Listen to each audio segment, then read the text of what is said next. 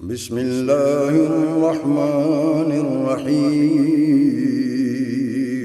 شروع اللہ کے نام سے جو بڑا مہربان نہایت رحم والا ہے۔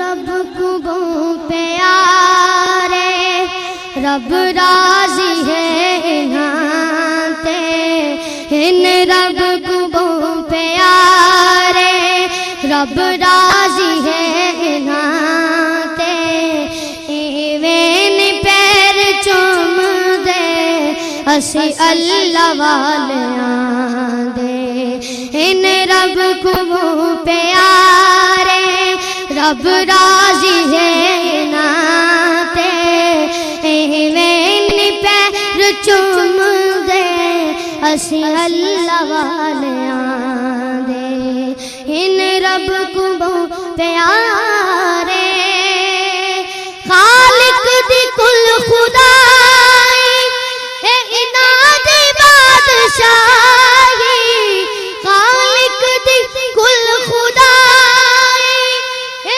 اناد بادشاہی، جو چاو دے کر دے اے دین دے سپاہی، جو چاو دے کر دے اے دین دے سپاہی، بیٹھے تہن زمین تے پردیدہ مکان تے، بیٹھے تہن زمین تے پردیدہ مکان تے، ایویں پیر چوم دے اسی اللہ والیاں دے، ان رب کو پیارے رب راضی ہے ناتے۔ اللہم صلی وسلم علی رسولک الکریم وآلہ الطاہرین، رب اغفر وارحم وانت خیر الراحمین، اما بعد فاعوذ باللہ من الشیطان الرجیم، بسم اللہ الرحمن الرحیم، ان اللہ وملائکتہ یصلون علی النبی یا ایھا الذین آمنوا صلوا علیہ وسلموا تسلیما، اللہم صل علی سیدنا محمد وعلی آل سیدنا محمد وبارک وسلم، اللہم صل علی سیدنا محمد وعلی آل سیدنا محمد وبارک وسلم، اللہم صل علی سیدنا محمد وعلی آل سیدنا محمد وبارک وسلم۔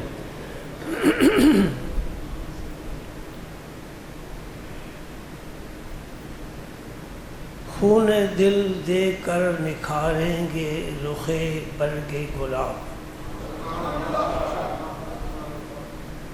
خون دل دے کر نکھاریں گے رخ برگ گلاب، ہم نے گلشن کے تحفظ کی قسم کھائی ہے،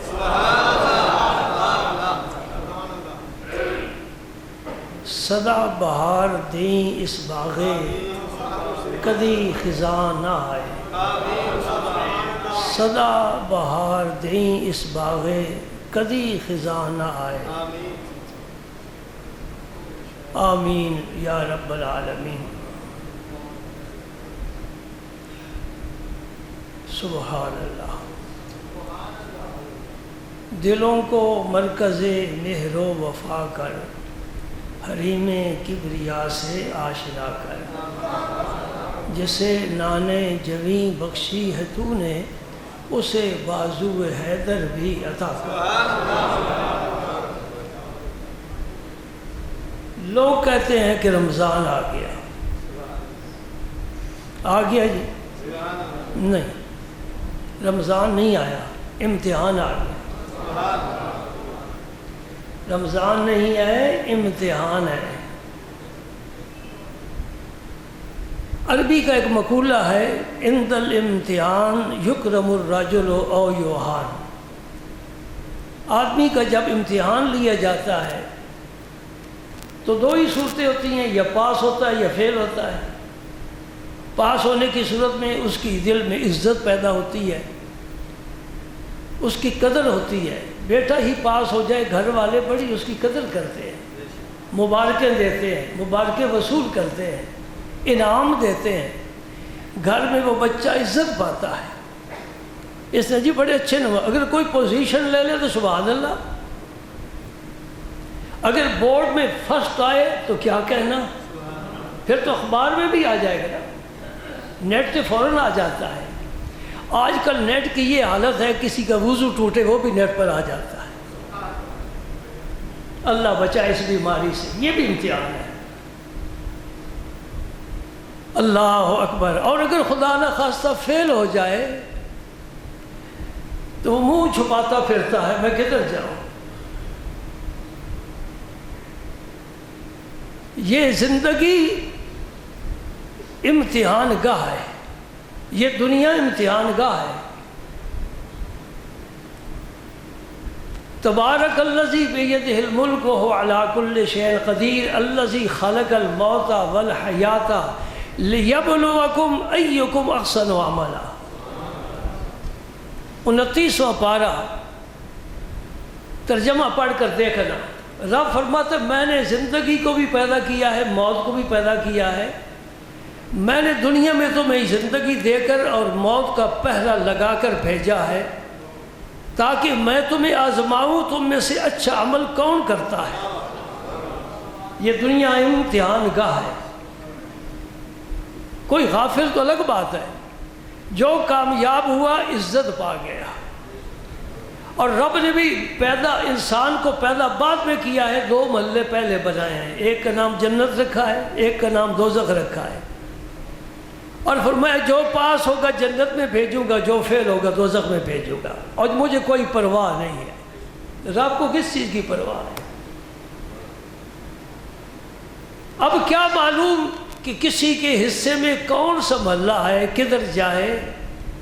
اللہ پاک ہی فرماتے ہیں قیامت کے دن کے بارے میں، یوم تبیض وجوہ وتسود وجوہ۔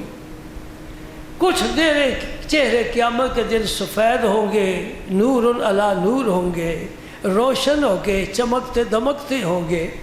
بلکہ فرمایا نورہم یسعی بین ایدیہم، ایمان والوں کا نور ان کے آگے آگے دوڑتا ہوا نظر آئے گا۔ جو نور کے ماننے والے ہیں، یہ بات بھی یاد رکھنا، جن کا نور سے تعلق ہے، جو کسی نور والے کو نور مانتے ہیں۔ نورہم یسعی بین ایدیہم، نور ان کے آگے آگے دوڑے گا، رہنمائی کرے گا۔ یہ ہے جنت کا راستہ۔ پوچھنا نہیں پڑے گا کہ شاہ دولت صاحب کا دربار کدھر ہے۔ یوم تبیض وجوہ، کچھ چہرے سفید ہوں گے اور کچھ چہرے سیاہ ہوں گے۔ سبحان اللہ۔ اور جو سفید چہرے ہوں گے نا، ان کی میں ایک اور شان بھی تمہیں بتاؤں۔ وجوہ یومئذ ناظرۃ الی ربہا ناظرہ۔ کیا بات ہے! رب نے ساری باتیں ہمیں یہاں دکھا دی، سمجھا دی، بتا دی، پڑھا دی۔ ہم نہ توجہ کریں تو ہماری مرضی۔ فرمایا جو چہرے روشن ہوں گے، سفید ہوں گے، چمکدار ہوں گے، وہ تر و تازہ بھی ہوں گے، مرجھائے ہوئے نہیں ہوں گے، گلاب کے پھول کی طرح چمکتے ہوئے چہرے، مسکراتے ہوئے، اور اپنے رب کا دیدار کر رہے ہوں۔ سبحان اللہ۔ وہ اقبال نے اپنی تمنا پیش کی تھی نا کبھی، اے حقیقت منتظر نظر آ لباس مجاز میں، کہ ہزاروں سجدے تڑپ رہے ہیں میری جبین نیاز میں۔ اس دن اقبال کی تمنا پوری ہوگی اور رب پردے ہٹا دے گا اور اپنے مومن بندوں کو اپنا دیدار خوب کرائے گا۔ اور عاشقوں کی یہ جنت ہے، یہ معراج ہے۔ اس کے بعد وہ کچھ نہیں چاہیں گے، اللہ تیرا دیدار ہو گیا، سب کچھ ہو گیا۔ اللہ اکبر۔ ایک نسخہ بتاتا ہوں، اگر آپ قبول کر لیں۔ رمضان کا تحفہ سمجھ لیجئے، جب عید آئے گی تو پھر عید کا تحفہ بھی پیش کریں گے، یہ رمضان کا تحفہ ہے۔ جب آپ وضو کرتے ہیں، چہرہ دھوتے ہیں، اس وقت یہ دعا مانگا کرو، اللہم بید وجہی یوم تبید وجوہ و تسود وجوہ۔ اس کا معنی کیا ہے؟ اگر عربی میں یاد نہ ہو، یہ تو مجھے پتہ ہے نا کہ آپ لکھوانے کے تو عادی نہیں ہے، جس طرح دعا لکھ دینا مجھے بڑی پسند آئی ہے۔ یہیں سے جوتے پہنے چلتے چلے ہوں گے، جلدی گھر پہنچے، ہزاروں کام ہے نا، کوئی یہی کام مسجد والا تو نہیں ہے نا۔ یہ مسجد والے تھوڑے قاری مولوی بیٹھے ہیں، سنبھال رکھا ہے مسجد کو، آتے ہو صفائی ہے جی، بجلی نہیں ہے تو جنریٹر چل رہا ہے، اے سی چل رہا ہے، پنکھے چل رہے ہیں، قالین بچھے ہیں، شام جانا لگا ہے، سکول سے آ کر بیٹھتے ہو، سکول سے چلے جاتے ہو۔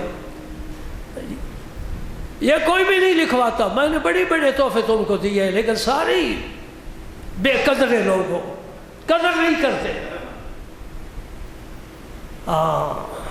نصیب والے ہیں۔ جب بارش ہوتی ہے نا تو صدف دریا کی گہرائی سے ابھر کر پانی پر آ جاتی ہے۔ صدف سمجھ تو نا، سیپی جس میں موتی بنتے ہیں، سب نے منہ کھولے ہوتے ہیں۔ یہ رب کا اپنا کرم ہے، کسی میں ایک قطرہ ڈالتا ہے، کسی میں 2، کسی میں 10، کسی کو خالی چھوڑتا ہے، جس میں کہ ایک قطرہ ملے اور وہ اسی پر کنار کر جائے اور سب سے قیمتی موتی بنتا ہے، اسے در یتیم کہتے ہیں۔ اور جس کا ابھی تک پیٹ نہیں بھرا کہتا اور دے یا اللہ، اور دے، 10 قطرے 20 قطرے، اس کے چھوٹے چھوٹے موتی بنتے ہیں، کوئی قیمت ہی نہیں ہوتی۔ کنار سے کام لو، بڑے فائدے ہیں۔ یہ تو صدف کی اپنی قسمت ہے کہ اس کے حصے میں کیا کچھ آتا ہے، ٹھیک ہے نا۔ آپ کے سینے یہ بھی صدف کی طرح ہے، یہ موتی ہے جو آپ کے سینوں میں جا رہے ہیں۔ میں بھی کتاب کھولنے والا ہوں، جو کچھ میں پڑھ رہا ہوں یہ بھی کتاب سے پڑھ رہا ہوں، اور وہ کتاب نہیں، ذالک الکتاب ہے، وہ الکتاب ہے۔ اس جیسی کتاب کسی نے دیکھی نہیں، زمین کی نہیں، آسمانوں سے آئی ہے، سینوں میں چھپ گئی ہے، زبانوں پر آتی ہے، سننے والے جھوم جھوم جاتے ہیں، علماء پڑھتے ہیں، معنی میں غور کرتے کرتے زندگیاں وقف کر دیتے۔ اگر دعا یاد نہ ہونا تو ترجمہ یاد کر لو، اے اللہ جس دن کچھ چہرے سفید ہوں گے، کچھ چہرے سیاہ ہوں گے، میرے چہرے کو سفید کرنا۔ اور میں وضو کے ساتھ ممبر پر مسلمانوں کی جماعت میں اللہ کے گھر میں بیٹھا ہوں، وقت بڑا پیارا ہے، قیمتی ہے، میں قسم کھا کر کہتا ہوں اللہ کی، اپنے خالق و مالک کی، کہ جو آدمی یہ دعا باقاعدگی ساتھ مانگے، میرا رب کنجوس بخیل نہیں ہے، بڑا کریم ہے، وہ یقیناً قیامت کے دن اس کا چہرہ نور علی نور بنائے گا۔ اور فرشتوں یہ ساری زندگی مجھ سے مانگتا رہا ہے، میرے خزانے میں کیا کمی ہے، دے دو اس کو، میرے محمد کا غلام ہے نا صلی اللہ علیہ وسلم۔ وہ تو کہتا ہے ہم تو مائل بکرم ہے، کوئی سائل ہی نہیں، میں تو دینے کے لیے تیار ہوں، کوئی بھیک مانگنے والا مجھے نظر نہیں آتا۔ اللہ اکبر۔ تو یہ بھائی امتحان ہے، گرمی کا موسم، دن بڑا، رات چھوٹی، بھوک بھی ستائے، پیاس بھی ستائے، کام بھی کرنا ہے، محنت مزدوری بھی کرنی ہے، رات کو نماز تراویح بھی پڑھنی ہے، جی بجلی بھی بند ہو سکتی ہے نا، ہم بھی تو کمزور ہیں، یہ سارے امتحان ہیں۔ اور پھر سحری کو بھی اٹھنا ہے، تہجد بھی پڑھنے ہیں، پڑھتے ہو، اللہ توفیق دے مجھے بھی آپ کو بھی۔ حضور نے فرمایا پڑھا کرو، یہ صالحین کا طریقہ ہے، تہجد پڑھا کرو، یہ صالحین کا طریقہ ہے۔ اگر صالحین کی جماعت میں شامل ہونا چاہتے ہو ان کے طریقے پر چلو، یوں ہی کوئی نہیں ملے گا۔ جھنڈا پیپل پارٹی کا لگایا ہوا ہے تو مسلم لیگ کا دفتر کیسے ہو سکتا ہے؟ جو مسلم لیگ کا دفتر ہوگا جھنڈا بھی مسلم لیگ کا ہوگا، پیپل پارٹی کا دفتر ہوگا جھنڈا بھی پیپل پارٹی کا ہوگا۔ اے جھنڈے لگا لو، میں نے اتنی چلتے چلتے بعد کہہ دی، میں بھی دعا کرتا ہوں اللہ انہیں سبزہ گلشن نبوت کا عطا فرما، نبی کا کرم عطا فرما دے، ان کے چہروں پر بھی سبزہ آ جائے۔ ہم دعا ہی کر سکتے ہیں نا، طاقت نہیں استعمال کر سکتے۔ سبحان اللہ۔ تو جو تو اس امتحان میں ہو جائے پاس، یعنی تراویح بھی پڑھ لی، روزہ بھی رکھ لیا، تہجد بھی پڑھ لے، سحری بھی کھا لی، حضور نے فرمایا سحری کھا اس میں برکت ہے، اور روزے کا حق بھی ادا کیا، وہ تو ہو گیا کامیاب۔ تو کامیاب کو انعام کیا ملے گا؟ اسی کتاب میں حدیث پاک ہے، نبی کریم صلی اللہ علیہ وسلم نے فرمایا، اللہ پاک نے فرمایا ہے، ادھر سے پیغام آیا، اللہ کا نبی بتا رہا ہے، الصوم لی، اللہ پاک فرماتا ہے روزہ بندے نے میرے لیے رکھا ہے، وَأَنَا أُجْزَى بِهِ، اس روزے کی جزا جنت نہیں، حور و غلمان نہیں، محلات نہیں، خود میری ذات اس کی جزا ہے، میں اس بندے کو ہو جاتا ہوں۔ یعنی روزہ رکھ کر بندے نے اپنے رب کو پا لیا ہے، تو روزہ رب کو پانے کا ایک ذریعہ ہے۔ اللہ تعالیٰ سب کو توفیق عطا فرمائے۔ یہ میں ایک خطبہ نبی پاک کا پیش کرنے لگا ہوں، وقت کبھی آج میں انشاءاللہ ضرور خیال رکھوں گا، نہ خیال رکھوں تو آپ کھڑے ہو جائیں، بے شک آپ کو اجازت ہے، جس لیے کہ باہر جو گرمی میں بیٹھے ہیں نا ان کے لیے مشکل ہے، آپ تو کہیں گے ٹھیک ہے جی 2 بجے تک چلتا رہے، کوئی بات نہیں ہے، ٹھنڈے بیٹھے ہو نا۔ نبی پاک نے خطبہ ارشاد فرمایا، سارے پیغمبر خطبے دیتے چلے آئے، واعظ فرماتے چلے آئے، یہ ان کی ڈیوٹی ہے، انہیں مقرر کیا گیا ہے کہ امت کو میرے احکام پہنچاؤ، میرے عذاب سے ڈراؤ، میری رحمت کے پیغام سناؤ، یہ سارے نبی کرتے ہیں، لیکن ہر نبی کا خطبہ اس کے دور تک تھا، پھر نئے نبی کو نئے خطبے کی ضرورت محسوس ہوئی۔ زکریا علیہ السلام گئے تو یحییٰ علیہ السلام کھڑے ہو گئے، ابراہیم علیہ السلام کے بعد اسماعیل علیہ السلام کھڑے ہو گئے، اسحاق علیہ السلام نے خطبے دیے، یعقوب علیہ السلام نے پھر خطبے دیے، پھر یوسف علیہ السلام نے خطبے دیے، سلیمان علیہ السلام گئے تو پھر حضرت داؤد علیہ السلام گئے تو سلیمان علیہ السلام نے خطبے دیے، ہر نبی کے بعد دوسرا نبی خطبے دیتا آیا، لیکن جب آ گیا میرا نبی اس نے ایسا خطبہ دیا قیامت کے بعد تک اس خطبے کے بعد کسی اور خطبے کی ضرورت ہی نہیں رہتی۔ اب کوئی کانا آ جائے دجال ہم اسے قبول نہیں کریں گے، اس لیے کہ حسن کا پیکر آ گیا، تو جلیات و انوار لٹانے کے لیے آیا، اس کے پسینے سے بھی خوشبو آتی تھی، اس کے بعد ہم کسی اور کو کیا مانیں؟ ہاں تو بھی آ جا، تیرے آئے پسینے سے خوشبو، تیرا سایہ نہ ہو، تیری انگلیوں سے چشمے جاری ہو، تو درخت کو بلائے بھاگ کر آ جائے، تیرے دشمن کے ہاتھ میں کنکریوں کلمہ پڑے، پھر شہر کوئی تجھے مان لے، ہم پھر بھی ماننے کے لیے تیار نہیں ہیں۔ کیوں؟ قرآن کہتے ہیں ما کان محمد ابا احد من رجالکم ولکن رسول اللہ وخاتم النبیین۔ میں جو ان کا آج کل خلیفہ ہے نا، میں نے اس کی تقریر سنی ہے، وہ خاتم کے میں نے کر رہا تھا، خاتم کا یہ معنی ہے، خاتم کا یہ معنی ہے، میں نے کہ ظالم کے بچے تو خاتم کا وہ معنی کر جو خود نبی پاک نے کیا ہے، تیرے معنی کو ہم کس کھٹ میں ڈالیں؟ نبی پاک نے کیا معنی کیا خاتم النبیین کا؟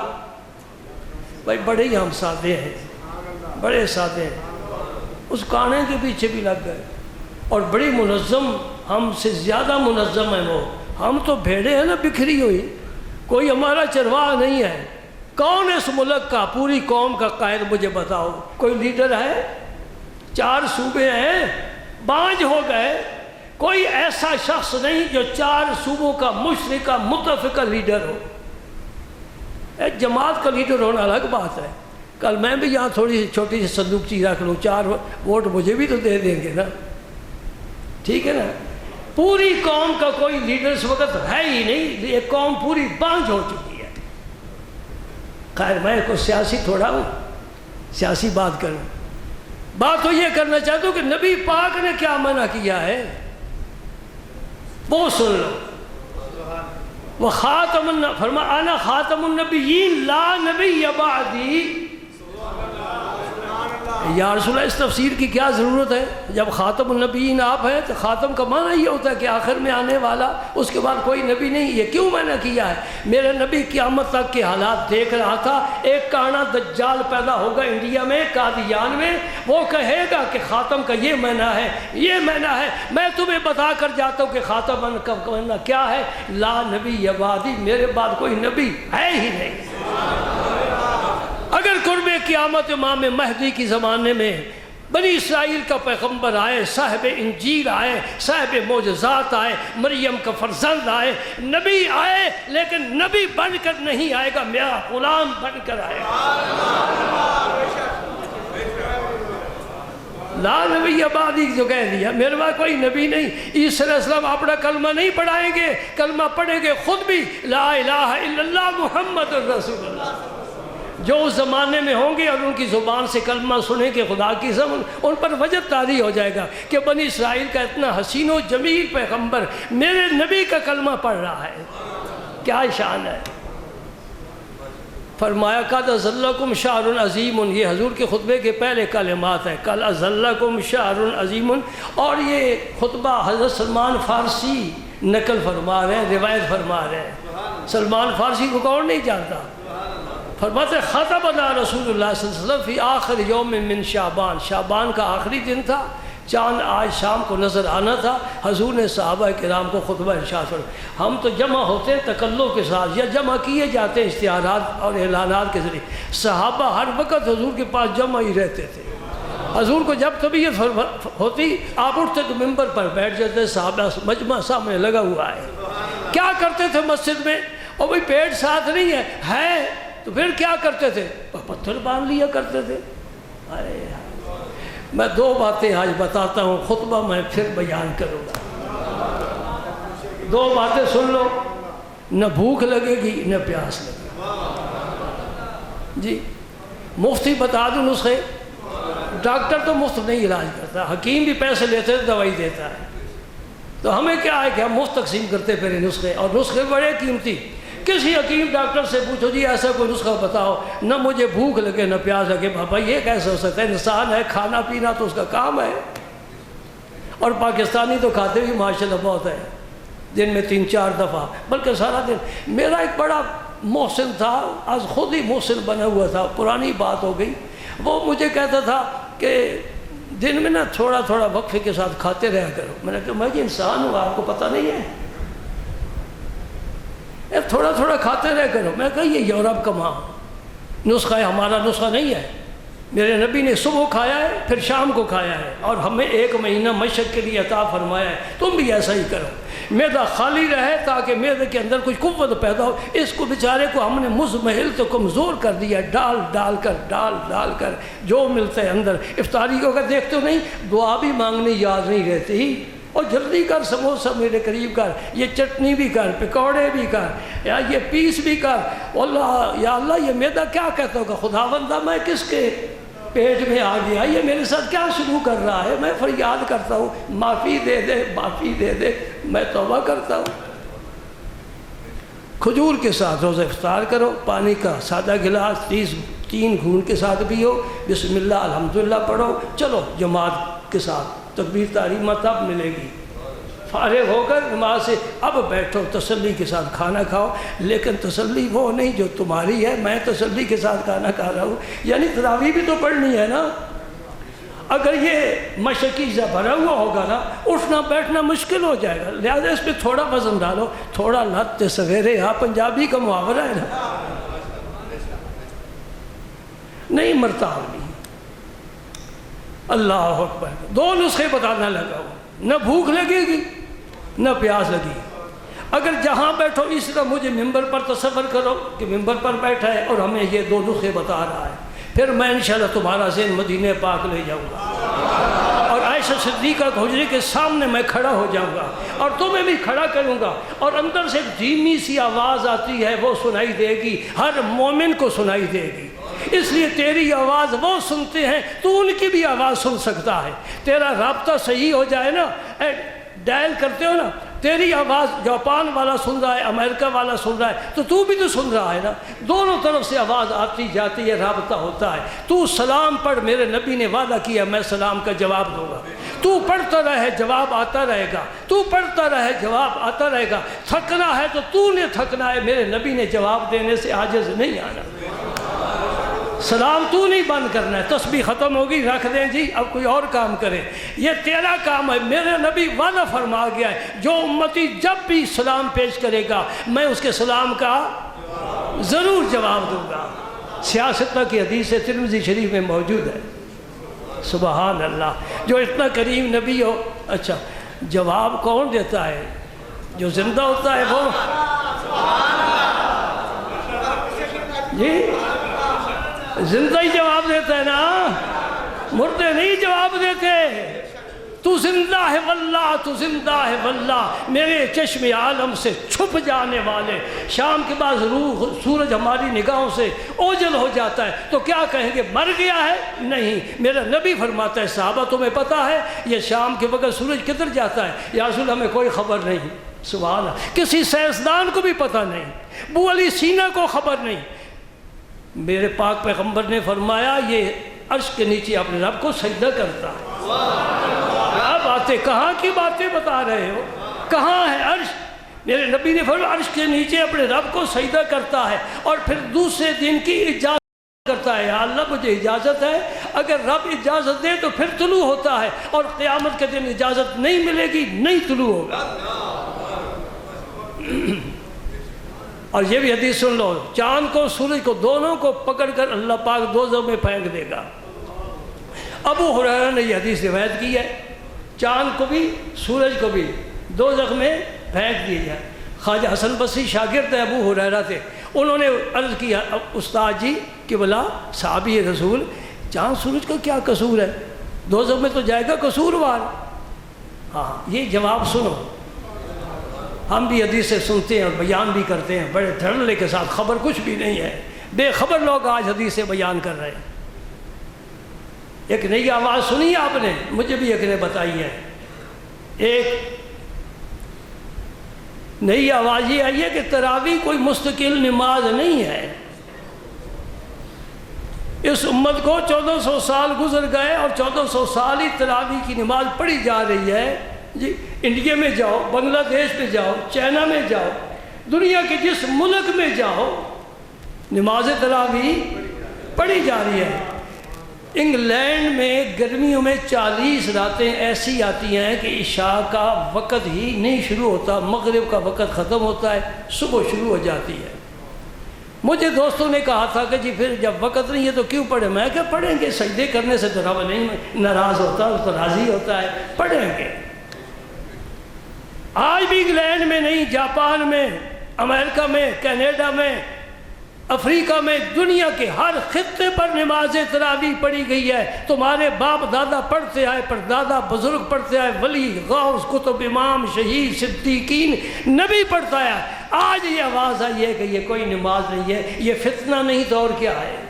اس لیے میں نے عرض کیا تھا، آج پھر عرض کر رہا ہوں، یہ انٹرنیٹ والے مولویوں کو بالکل نہ سنیں، پتہ نہیں وضو ہوتا ہے کہ بے وضو ہوتے ہیں، نہ سنا کرو۔ اگر اس جگہ سے عقیدت ہے تو بس میری بات پر یقین رکھو، انشاءاللہ میرا سلسلہ مولا کائنات تک پہنچتا ہے۔ میں صاحب سلسلہ ہوں، اور جو مولوی آج ممبر پر ٹپ رہا ہے نا، ٹپ رہا ہے، پنجابی کا لفظ ہے، اس سے کہو تو بھی ذرا اپنا سلسلہ مجھے دکھا تو صحیح۔ یہ بے مرشدے لوگ ہیں، اور جس ملا کی منہ پر داڑھی ہی نہیں ہے وہ رسول اللہ کا فرمان کیسے بیان کر سکتا ہے؟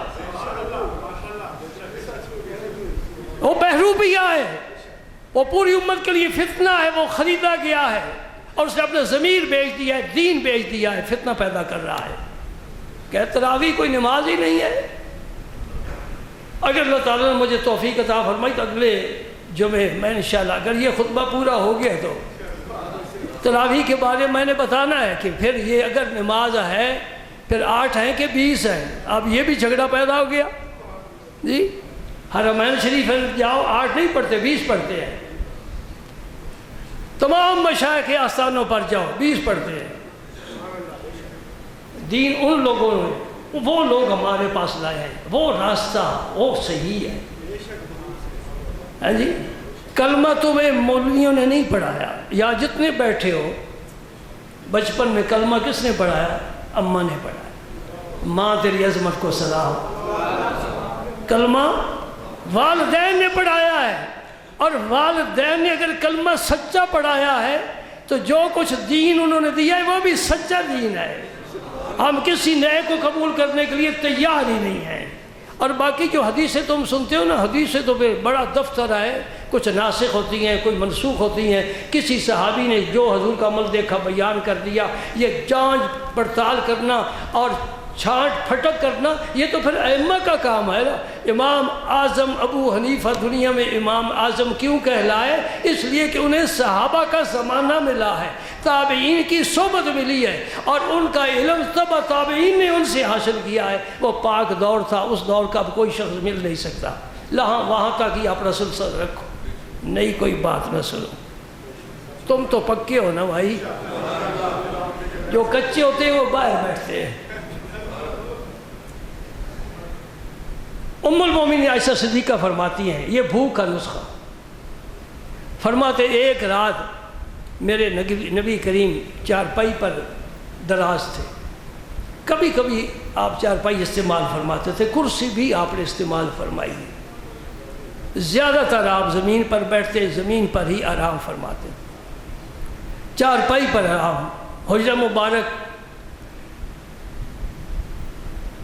کوئی لائٹ روشنی نہیں ہے، جو لائٹ اور نور ہے وہ نبی کا ہی نور ہے.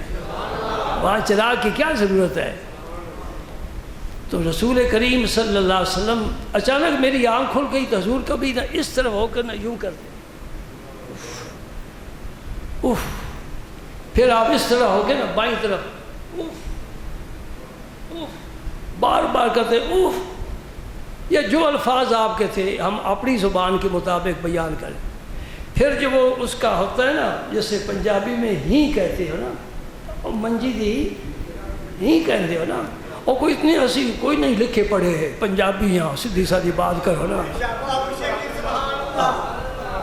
ہوں سانو کچھ بیڈ مل گئے نا، سی بیڈ کہنا شروع کر دیتا. ہوں تک منجیاں تے مردے کھپتے رہے ہیں. پھر اس ہی تے اپنا شکم مبارک رکھ کر کے حضور نے یوں پورا زور دیا اور زمین کی طرف آپ جھک گئے. اوف اوف. ہائے ہائے میرے اللہ مجھے معاف کر دے، اللہ مجھے معاف کر دے.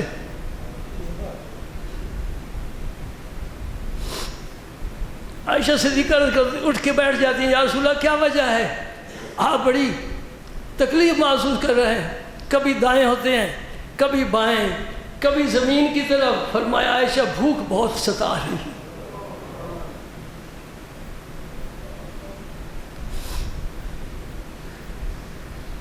بھوک بہت ستا رہی ہے، گھر میں کوئی شے نہیں، کیا کھائیں؟ صبر ہی صبر ہے.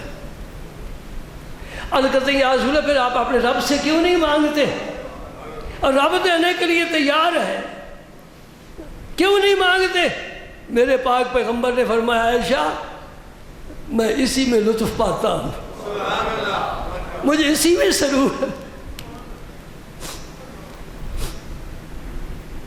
ہم دوستوں کون سا منہ لے کر نبی پاک کی شفاعت مانگیں گے؟ کس منہ سے شفاعت کا سوال کریں گے؟ کھانے کو ملتا ہے، پینے کو ملتا ہے، آرام کی زندگی ہے، پھر بھی روزہ نہیں رکھ سکتا تو نبی کو کیا منہ دکھائے گا؟ میرے رب نے کیا کہا تھا یاد کراتا ہوں آپ کو. میرے حبیب یہ جتنے پہاڑ ہیں نا، حاجی لوگ دیکھتے ہیں، مدینہ پاک بھی ہے، مکہ مکرمہ بھی پہاڑی پہاڑ ہے، خشک ہے، سیاہ رنگ کے، سبزہ نہیں، درخت نہیں، چشمہ نہیں، پانی نہیں، کچھ بھی نہیں، کوئی رونق بہار نہیں. میرے اللہ نے فرمایا ہے میرے نبی تو اگر کہے، تو چاہے، میں سارے پہاڑ سونے کے بنا دیتا ہوں، جہاں جائے گا تیرے ساتھ جائیں گے. نہیں قبول کیا. کس کو قبول کیا ہے؟ فاقے کو قبول کیا ہے۔ بھوک کا نسخہ مل گیا؟ کوئی بھوک محسوس نہ کرے، اپنے نبی کی بھوک یاد کرے، بھوک نہیں لگے گی۔ یہی نور چلتا چلتا زمانے طے کرتا کرتا میدان کربلا میں آ گیا۔ میرے نبی کے شہزادے ہیں، جنتی جوانوں کے سردار ہیں۔ فاطمہ زہرا سینے سے لگا لگا کر لوری دیا کرتی تھی، اپنا خون جگر پلاتی تھی۔ کبھی علی مرتضیٰ اپنے کندھے پر اٹھاتے، کبھی دونوں جہانوں کا سردار نبی مختار کندھے پر اٹھاتا، کبھی صحابہ اٹھاتے۔ ابو ہریرہ اپنی چادر کے ساتھ حسنین کریمین کے پاؤں جھاڑتے، مٹی صاف کرتے، کہتے تم بڑے ہو، بزرگ ہو، نبی میرے نبی کے مقرب ہو، یہ کیا کر رہے ہو؟ ابو ہریرہ فرماتے حسنین کریمین، تمہیں پتہ نہیں ہے، ان لوگوں کو تمہاری شان کا علم نہیں ہے، اگر انہیں پتہ چل جائے تو میں زمین پر کوئی قدم نہ رکھنے دے، ایک اٹھائے پھر دوسرا اٹھائے، کندھوں پر ہی اٹھاتے رہے۔ کربلا میں آ گئے نا تو پانی پھر بند ہو گیا نا۔ اس خاندان کے 16 افراد، میرے نبی کے خاندان کے 16 افراد، ان میں حضرت حسن مجتبیٰ کے بھی صاحبزادے ہیں، حضرت علی المرتضیٰ کے بھی صاحبزادے ہیں، خود امام حسین کے بھی صاحبزادے ہیں، خود امام علی مقام بھی ہیں، جن کی جنت میں سیادت کا اعلان ہو چکا ہے، تخت ان کا سجایا جا چکا ہے۔ ان کے لیے ایک گھونٹ پانی کا نہیں ملتا۔ پیاس برداشت کی 72 گھنٹے پیاس برداشت کی۔ ہمارا روزہ 16 گھنٹے کا ہوگا نا، کھا پی کر روزہ رکھا ہے، 72 گھنٹے کا روزہ، نہیں پیاس بجھانے کے لیے ایک بوند بھی۔ بھوک لگے میرے نبی کی بھوک یاد کرو، پیاس لگے کربلا والوں کی پیاس یاد کرو، نہ بھوک لگے گی نہ پیاس لگے گی۔ اللہ پاک روزہ قبول فرما لے گا۔